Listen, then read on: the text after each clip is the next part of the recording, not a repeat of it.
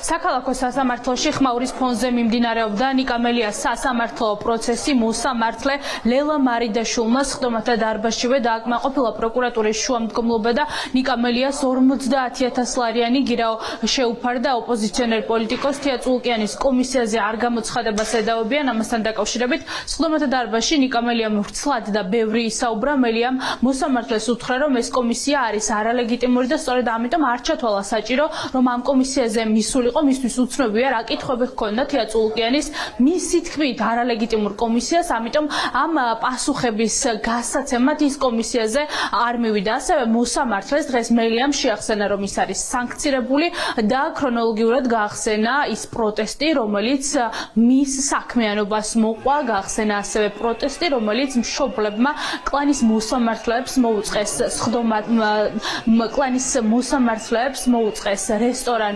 ბაბილოსთან. სწორედ ამას მოყვა დაპირისპირება და რამდენიმეჯერ მოსამართლემ სხდომა შეწყვიტა და დარბაზში მყოფ მოქალაქეებს რამდენჯერმე გაფრთხილება მისცა. ბავშვობაში მასწავლეს, რომ უცხო ადამიანების დაძახილებზე არ უნდა იგარო. მუდმივად გაუგებელი ადამიანების და დღემდე არ მესმის რა თავყრობა იმართება ჩიტაძესა და რუსთაველის კვეთაზე შენობაში.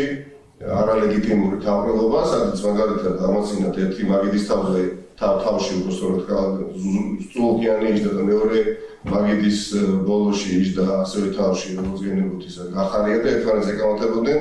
ირა უნდა გადამეხადა, ვარ გადამეხადა, უნდა დავეჭირეთ, ვარ დავეჭირეთ. კომისია თავიდან ბოლომდე უკანონო ეს თქვენ ჩემზე კარგად იცით. როგორც მოქალაქე, როგორც რუსეთის თანამშრომელმა, უცხოების თანამშრომელმა, რა თქმა უნდა ეს არის ერთი ის მოსამართლე ბრძანდებით, ვინც მოასწარეთ და ძალიან რეზონანსული საქმეები განიხილეთ უსამართლოდ, როგორც გაიგო და ვისაც ვკითხე არავინ დადებითი დახასიათებთ. თქვენ არ ემსახურებით სიმართლეს. არც სამართლიანობას, არც ღირსებას ემსახურებით.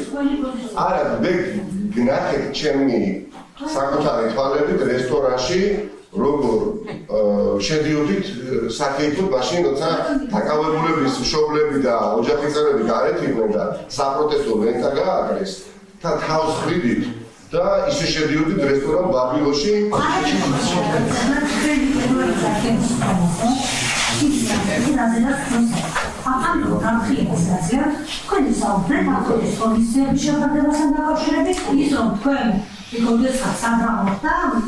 ის ოდესღაც სადრა მოხდა დაკავშირებულია თქვენ საქმეებთან.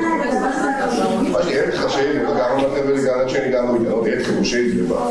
დაცვის მხარეს კითხვები ჰქონდათ პროკურორებთან, მაგალითად ადვოკატი ნიკამელიას უფლებადამცველი პროკურორებს ეკითხებოდა და სთხოვდა დაესახელებინა ერთი პირი მაინც, რომელიც არის წულკიანის კომისიაში შემსვლელი პირი, თუმცა პროკურორებმა ამ კითხვებს პასუხები ვერ გასცეს. იურისტები ფიქრობენ, რომ ეს კომისია არის არალეგიტიმური და ახლა ყველაფერს აკეთებენ იმისთვის, რომ ოპოზიციონერი პოლიტიკოსები გააჩუმონ, დააშინონ, თუმცა ამის მოლოდინი არავის აქვს, რომ ეს კომისია და ეს რეპრესიები, რომელიც წულკიანის არალეგიტიმური კომისიის ხელით არის დაწყებული, რაიმე სახის შედეგს გამოიღებს. 50,000 ლარიანი გირაოს გადასახდელად მელიას განესაზღვრა 30 დღე, თუმცა ჯერჯერობით უცნობია გადაიხდის თუ არა ის ამ გირაოს. მელია ამბობს, რომ ბოლო დღეს იტყვის გადაიხდის თუ არა აღნიშნულ თანხას.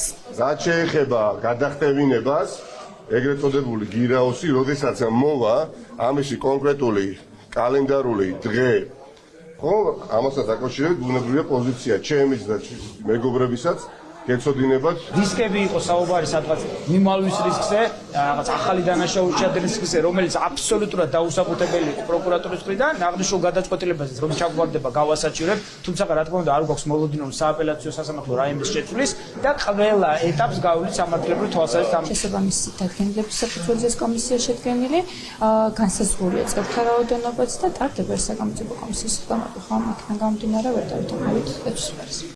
ნიკამელიას საქმესთან დაკავშირებით წინა სასამართლოს სხდომა საქალაქო სასამართლოში 29 მაისს ჩაინიშნა. მელიას განესაზღვრა 30 დღე ამ გირაოს გადასახდელად და არ არის გამორიცხული, რომ თუ მელია ამ გირაოს არ გადაიხდის, პროკურატურამ უკვე მოითხოვოს პატიმრობა გირაოს ნაცვლად.